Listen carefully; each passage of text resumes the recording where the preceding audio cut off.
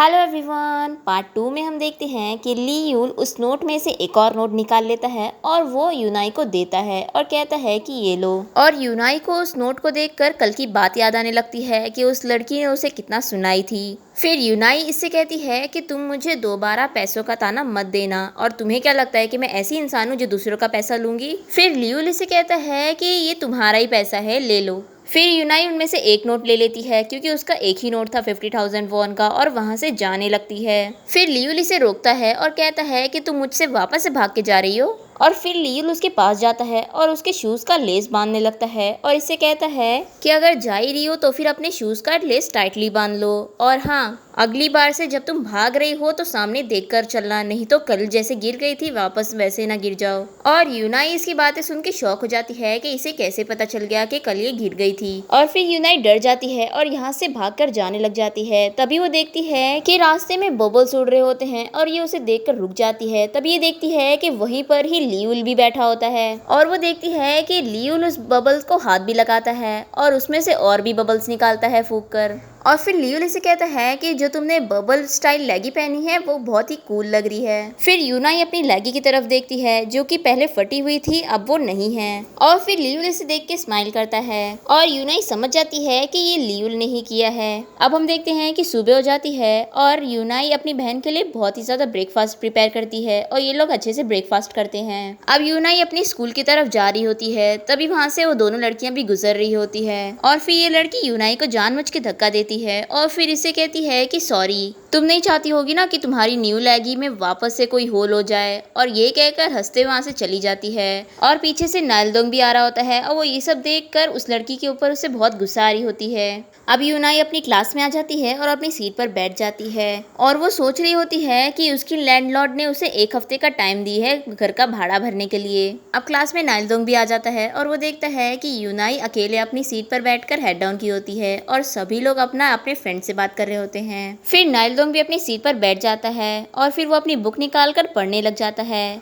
लेकिन उसका अटेंशन बार बार यूनाई की तरफ जा रहा होता है जो कि उसकी बाजू में ही हेड डाउन कर कर आग बंद करी होती है और ये उसे ही देखने लग जाता है। अब अचानक से यूनाई अपनी आँख खोल लेती है और इसे देख लेती है। फिर ये जल्दी से अपनी बुक यूनाई की तरफ करता है और इसे कहता है कि तुम मेरा ये क्वेश्चन सॉल्व करने में हेल्प करोगी। फिर यूनाई इसे कहती है कि हाँ बिल्कुल, और फिर वो जल्दी से अपनी पेन निकाल कर वो सॉल्व करने लग जाती है खुशी खुशी। और ये यूनाई को ही देख रहा होता है और इसे कहता है कि तुम्हें सच में मैथ्स बहुत ही ज़्यादा पसंद है ना। फिर यूनाई कहती है कि हाँ। फिर ये कहता है कि क्यों?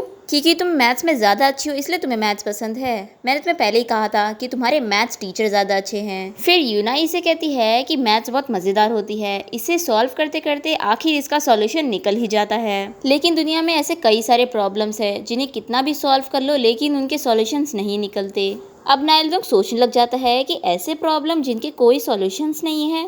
और यूनाई अपने मन में सोच रही होती है कि पैसों की प्रॉब्लम, मेरे डैड की और मेरी एग्जॉस्टिंग लाइफ की। फिर नाइलदोंग इसे कहता है कि तुम इन्वायरमेंटल प्रॉब्लम्स की बात कर रही हो ना, जैसे ग्लोबल वार्मिंग, लेकिन ये एक टेम्पररी प्रॉब्लम है। देखना, एक दिन जब हमारी टेक्नोलॉजी आगे बढ़ेगी तो ये प्रॉब्लम भी दूर हो जाएगी। मुझे बिलीव है कि दुनिया में ऐसी कोई भी प्रॉब्लम नहीं है जिसका हम सॉल्यूशन नहीं निकाल सकते। फिर यूनाई से कहती है कि क्या तुम्हें बिलीव है कि दुनिया में रियल मैजिशियंस होते हैं? फिर नाइलदोंग इसे कहता है कि तुम बच्ची हो क्या, मेरा प्रॉब्लम सॉल्व करो सबसे पहले। फिर यूनाई कहती है ठीक है और वो सॉल्व करने लग जाती है। और फिर स्कूल की छुट्टी होने के बाद यूनाई अपनी पार्ट टाइम जॉब के लिए जाती है और फिर रात होने पर अपने घर के लिए निकल रही होती है। तभी उसके बॉस उसे रोकते हैं और उसे एक खाने की थैली देते हैं और कहते हैं कि तुम इसे घर ले जा सकती हो। फिर यूनाई खुश हो जाती है और उसे लगता है कि उसके बॉस बहुत अच्छे इंसान हैं। फिर यूनाई अपने बॉस को अपनी सारी प्रॉब्लम्स बताती है कि वो अपनी बहन के साथ अकेली रहती है और उसके डैड इन लोग के साथ नहीं रहते हैं क्योंकि इसके डैड जो कंपनी चला रहे थे वो बैंकरप्ट हो गई, जिसकी वजह से लोग उनसे पैसा लेने के लिए उनके पीछे पड़े हुए हैं, इसलिए वो घर नहीं आते।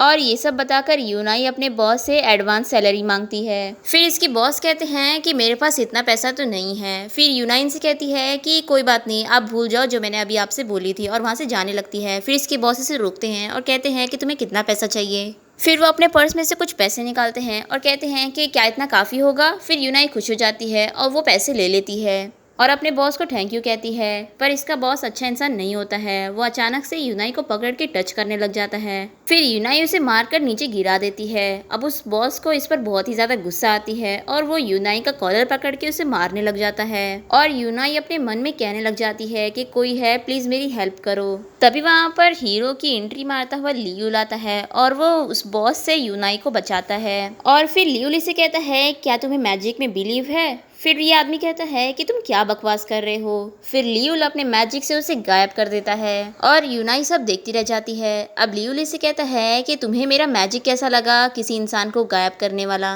पर यूनाई तो एकदम शॉक होती है और वो इससे कुछ नहीं कहती।